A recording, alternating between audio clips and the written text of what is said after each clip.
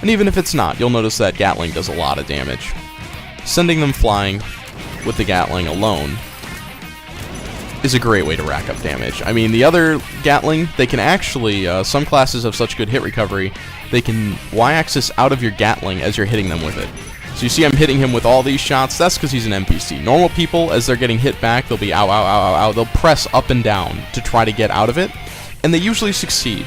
It's very unusual to hit somebody with more than 15 or 16 bullets before there's the inevitable miss, or somebody manages to, you know, keep snaking their way out of it by moving up and down on the axis. The great part about this move is you take all of that damage, and because weight is unaffected, you only have to worry about evasion. And the bullets are so close together, even evasion doesn't really save them from most of it. So you can't always expect 26 hits, but you pretty much can always expect at least 23, which is a lot more than you'd get on, like, a vertical one. Or horizontal, I guess it is vertical in the sky. So the one that you always want to get is the vertical Gatling gun, whenever you can. This thing is great. It's also a morale killer. It's just like Shooting Star. Shooting Star used to be so strong it could kill you in pretty much one hit. They nerfed it quite a bit during the Priest patch, which is ironic. But they did the same to Laser. Laser used to be in the 20 to 25k range, but that got brought down to 10, where it was a little more reasonable.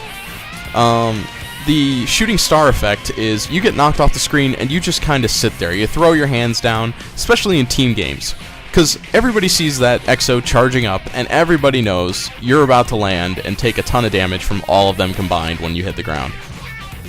This isn't quite as good because, your teammates are not quite sure where they're going to land, so they can't join in the damage, but the person on the other end of the computer knows that they might as well just put down their headset for a minute because they are not going to get any fighting done until they hit the ground.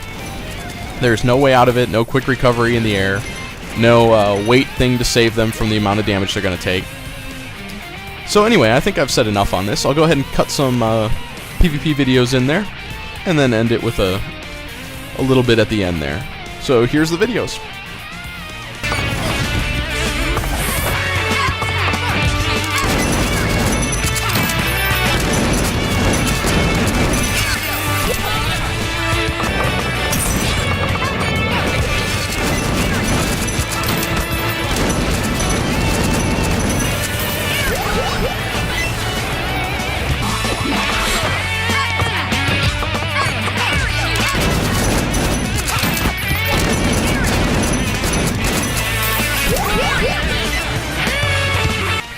Alrighty, hope you guys enjoyed that.